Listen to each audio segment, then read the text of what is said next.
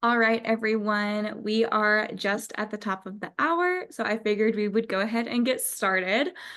Welcome, everyone, to our Online Masters in Data Science Program Info Session webinar. I am so glad that you are here and that you took time out of your week to be with us. So just a little bit about our agenda for tonight. We are going to do a little bit of an intro into Brown's Data Science Institute, as well as go over our program format for the online masters. After that, we're going to go a little bit over our curriculum highlights, and then we will go over that application checklist if you have not applied yet. So we're going to make sure that you have everything all set and ready to go for that application. After that, we are going to do our live Q&A. So if you have any questions, feel free to pop them down in the Q&A box down below, and we will be able to answer those in real time. And if you have to pop out early today, or if you come in late, that is totally fine. This will be recorded, and then we will send that out as soon as we can. That way you can rewatch everything and get all of those questions answered again. All right, so a little bit about us who are going to be presenting today. My name is Chloe Adams. I am your admissions and program coordinator for DSI, for Data Science Institute, for our online masters. Let's see, and we have Melanie and Linda on as well. Melanie, do you want to go ahead and introduce yourself? Sure. I am the graduate coordinator for the online masters for data science, and my job is pretty much to answer all of your questions as you consider different programs. And then, of course, once you decide this is the program for you, I will walk you through all of the application steps and make sure that you feel fully confident when submitting. Hi, I'm Linda Clark. I am a senior lecturer in the Data Science Institute, and I am also the academic program director for the online program. And I just want to thank everybody for coming and attending our webinar. My role is to really head up the design of the curriculum, getting faculty, getting our courses, and then managing the program as students make their way through our courses and completion. Perfect. And so a little bit about our interim director of data science, Suresh. He is amazing, and we are so happy that he is able to be a part of this program. He was not able to be on tonight, but he directs the Center for Technological Responsibility, Reimagination, and Redesign within the Data Science Institute at Brown, and is a professor of computer science as well. He has done so many amazing things. You can read all about him, and we are so excited that he is able to be a part of this program as well. And then Linda, do you want to talk a little bit more about you and brag on yourself a little bit, because you have done so much in this program and in this university. So go ahead, this is your time to shine.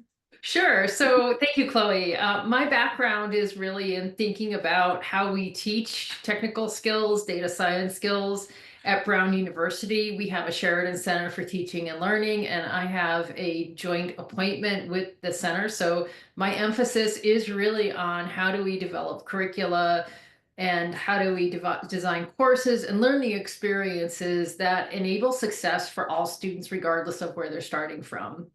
I am a New Englander. I grew up in Connecticut. I went to school in Massachusetts, and then I was at Penn State. If you're a Penn Stater, yes, we are Penn State. And I was on the statistics faculty there for quite a long time. Amazing. Thank you, Linda. So a little bit about what makes our Data Science Institute unique. So in 2024, DSI was awarded a total of, there we go, $283,000 for our 9 seed grants for data science researchers at Brown. Linda, do you want to talk a little bit more about what we do in the Data Science Institute? Sure, and I just want to comment on those seed grants. So those are grants that DSI gives out to faculty who are primarily engaging in interdisciplinary research. And I think that's really relevant because that theme is coming up again in our program, where we really are emphasizing this interdisciplinary intersection of governance, policy, society, and data science. And so that's really core to our values in the Data Science Institute.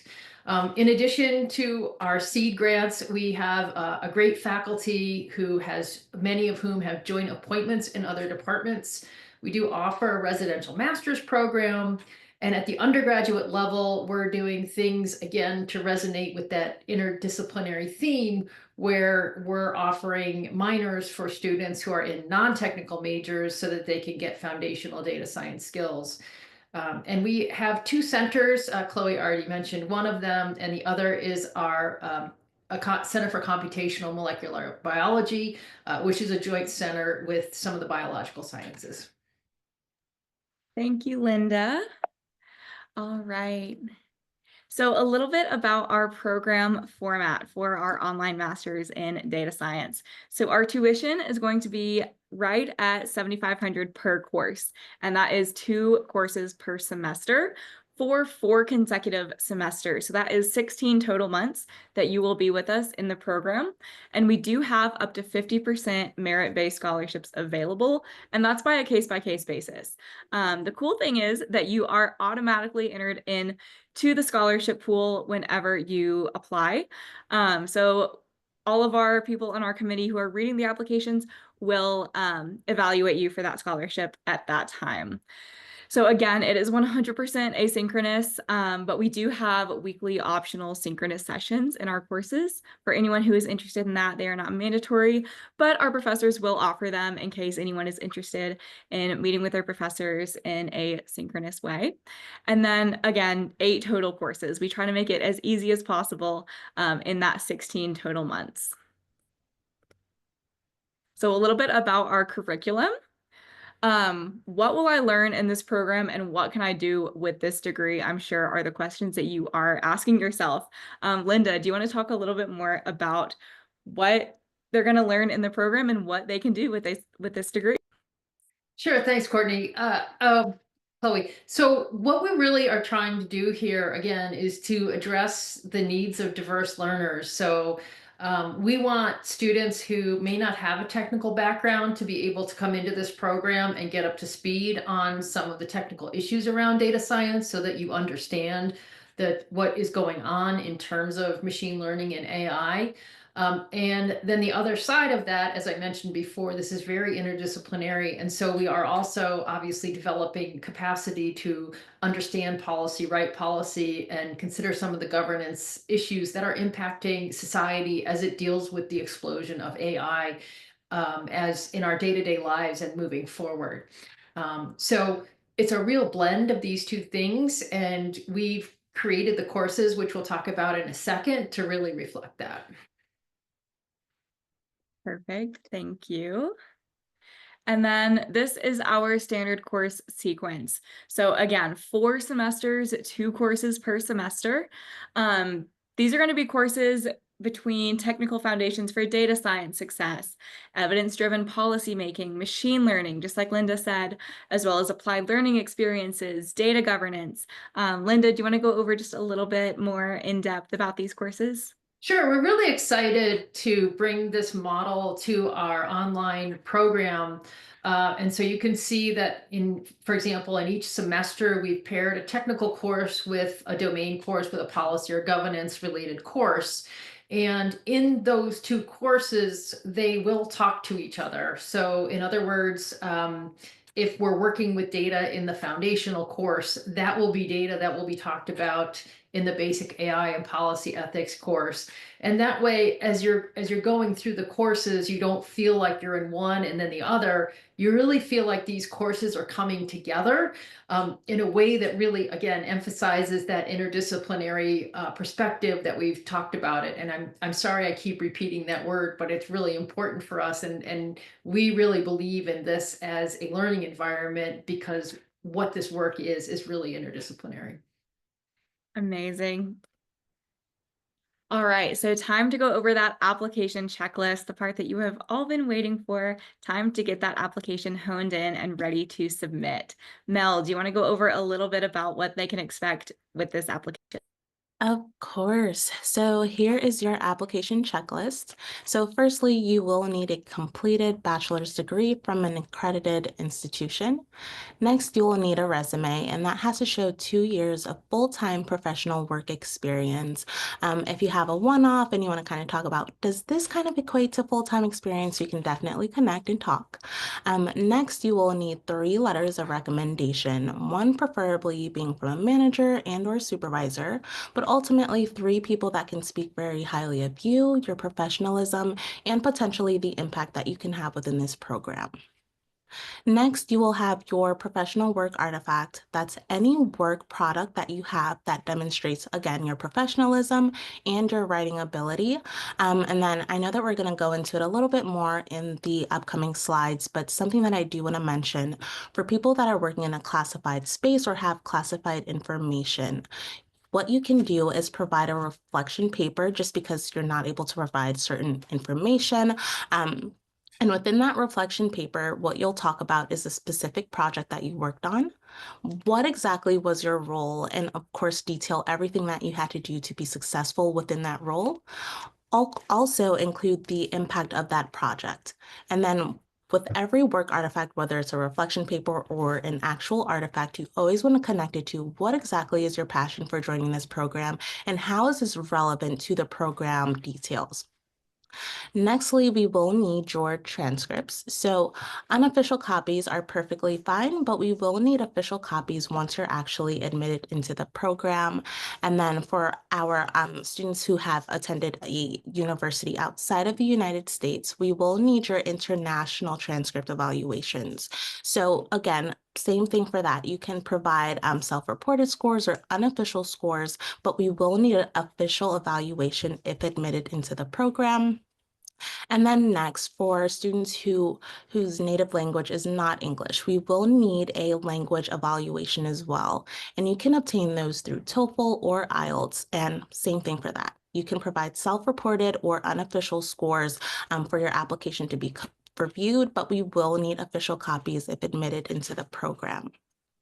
So for all of this, the application is normally $100, but like Chloe mentioned earlier, if you apply by that early action deadline, and if you've talked to me before, you've heard me stress this time and time again, applying by March 15th will allow us to waive a $100 application fee. Like, that's amazing. So just keep that in mind. And then with following all of these steps, in addition to completing those prerequisites for the statistics college course and the programming experience, you will have a completed application. So that link right there, if you just wanted to kind of take a screenshot, you can definitely do that. That will lead you right to the application page. Perfect. Thank you, Mel. Do you want to, while you're here, do you want to go ahead and talk a little bit about that work artifact? Of course, yeah. So for your work artifact, like I said, it has to be any work product that you've worked on professionally, not from any previous coursework or anything like that, that deals with your one, writing ability, two, professionalism, and three, how is it connected to this program? So we've listed some examples of some students that have submitted some work artifacts, and that can be even from a nonprofit organization. So some people may have written a proposal and they want to provide that, or if you've given a presentation, you can provide that as well.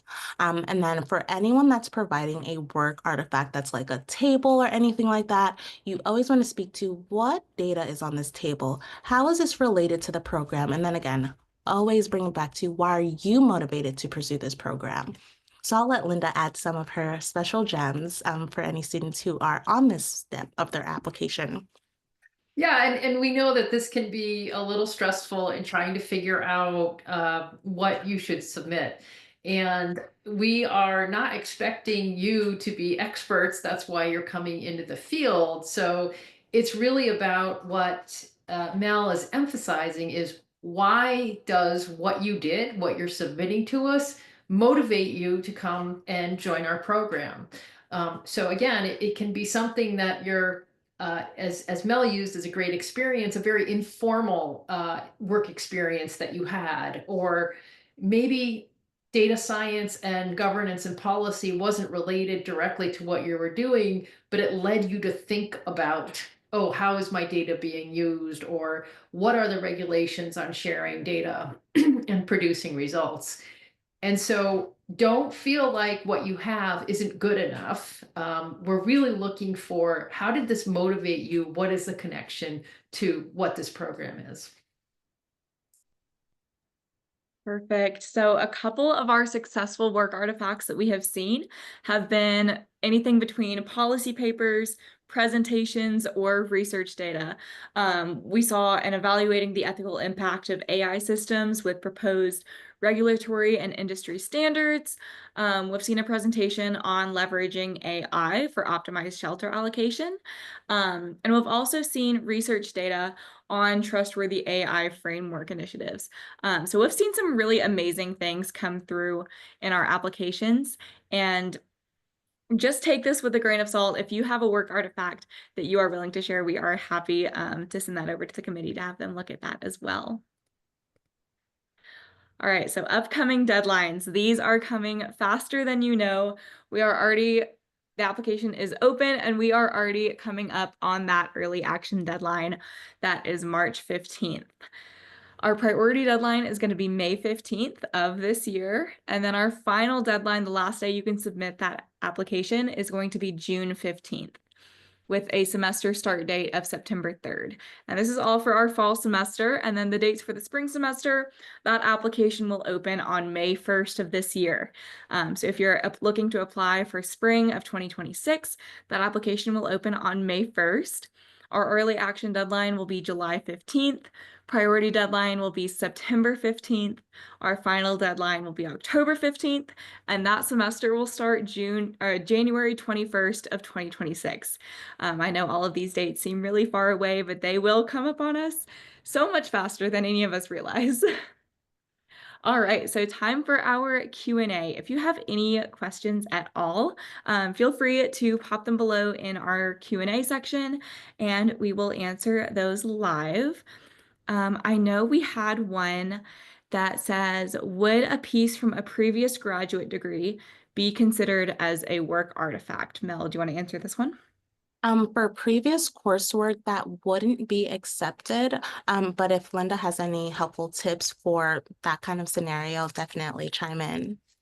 Yeah, I think right, we do want to make sure that you've had professional work experience, because that does give you some context in which to understand the issues that we're talking about. And so that is very important.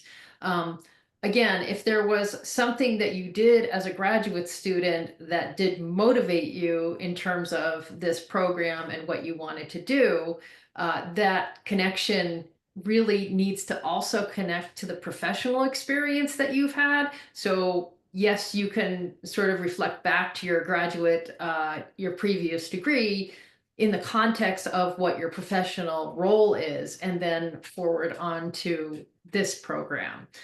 So it's sort of an indirect link that would be okay. But again, that professional context should be playing a role in there. Thank you, Linda. Yeah, thank you, Linda. Another question. Let's see. What are some examples of coursework in some of the technical courses? Homework, group projects? What is something that they can expect? Linda, I'm sure you'll be able to answer this one as well. Yeah, again, we're really excited to, again, try to be able to address students who are coming from lots of different backgrounds. And that's why we're starting out in the first semester with that sort of foundations course. And in the technical courses, we will be learning data science skills. So you, again, will be able to do the data science work, not to the degree that a straight data science master's program would. But we feel that's important, that you understand the technology and the skills and knowledge that come in the data science field.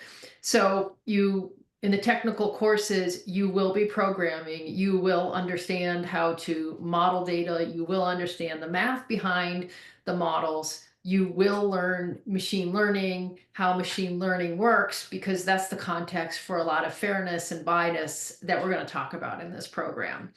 So there will be hands-on technical work, but again, if you're coming in with very little technical background, again, the prerequisite is some coding and a statistics course. that's enough, and we will take you from there. If you're coming in with a lot of technical experience, there are sort of off ramps that we can advance you forward in that foundational course and have sort of an alternative pathway for you so that you're not sitting in a course for skills that you already know. Perfect, thank you.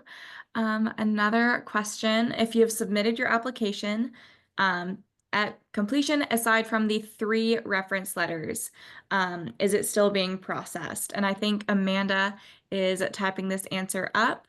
But yes, it will be still processed until we receive those letters of recommendation. Another one, if you have co-authored a research paper at your job, would you still be able to submit that as your work artifact? Mel, Linda, input?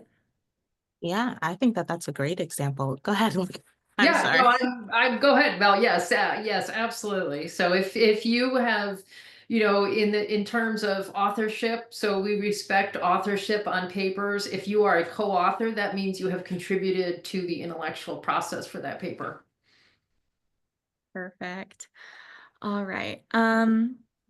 Here's a scenario. By the start of the fall semester, I'll have a little over a year of full-time work experience with 3 past internships related to data science.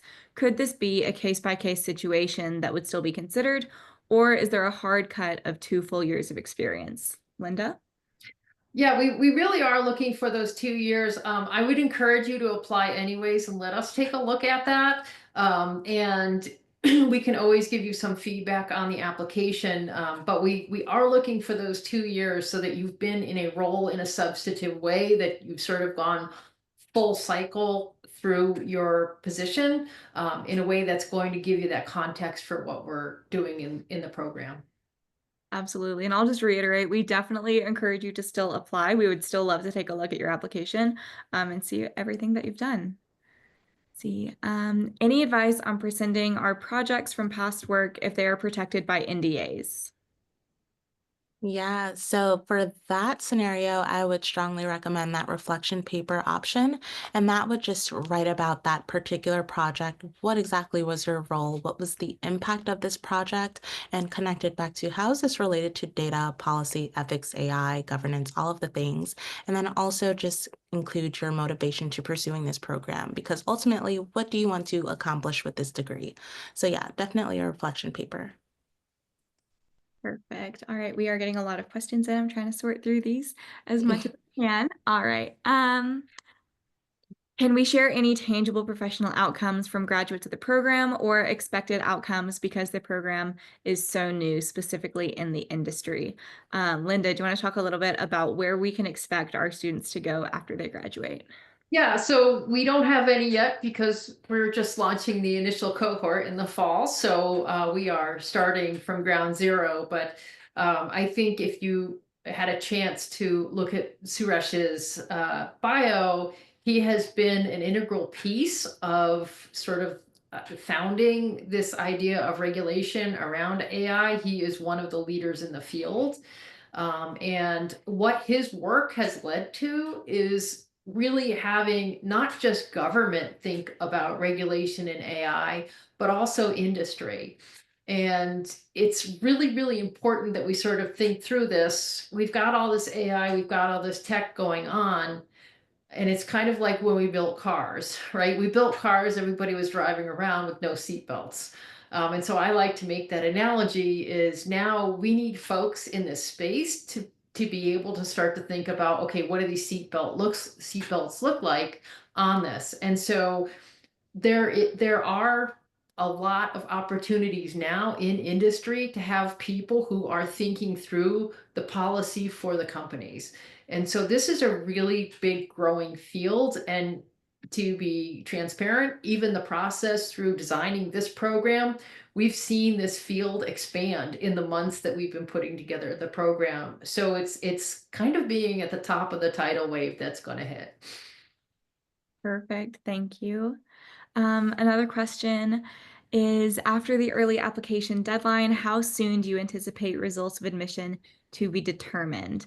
I would say a solid 4 to 6 weeks after you submit your application and we receive all of your letters of recommendation, you should expect to receive your decision within 4 to 6 weeks, even after that early action deadline.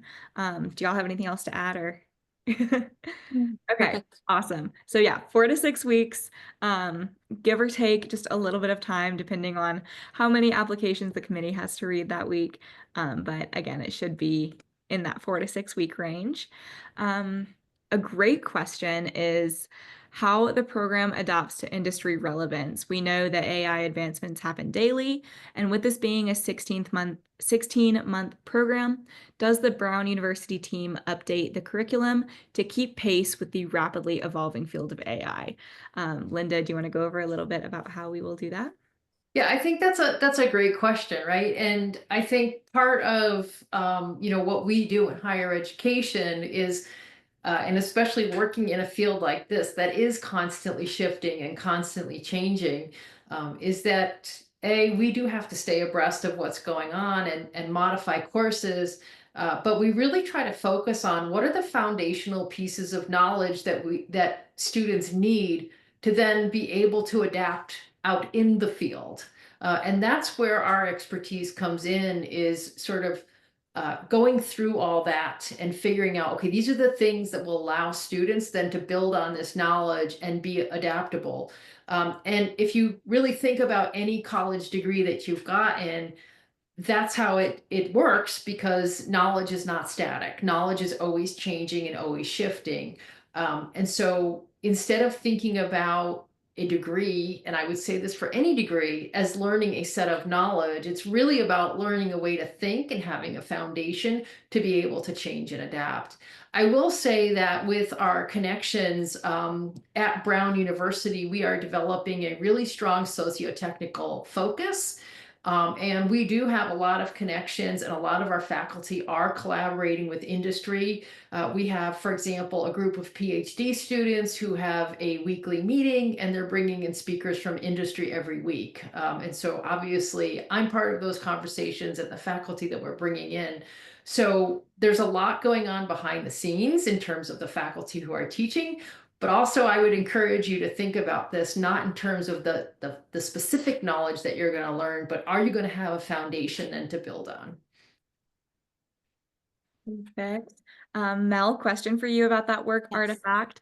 They have developed a data visualization project for their company using Tableau and SAS. Can they use this as a work artifact? Yeah, I would say that that's great. Definitely detail what data is being shown and how is it relevant to the program. But I think that that's a great example. Perfect. All right. A political science background, but have 30 years working in the arts and conservation industry. AI has greatly impacted the industry. Would writing about the impacts of AI be considered a work artifact? Yes, absolutely. I see Linda nodding her head as well. Linda, do you want to go over a little bit about how this would be? I just can't wait to read it. That's all. But it's true. And I think this is where, when we think about, what are career opportunities with this? The first thing that jumps out for most people is probably not in the arts. But we do know that authorship, if it's generated through AI, whose ownership is it? And so these are the issues that we're tackling. Again, we may not teach specifically that context in these programs, but that's where sort of the agileness of graduates needs to go and be. Perfect. All right. We have a student from Germany, but became a US citizen last year. Do they still need to submit a language test since it isn't their native language? Yes, we will need the unofficial copy for your application to be reviewed. And then once you're admitted into the program, then we would need official copies. Perfect.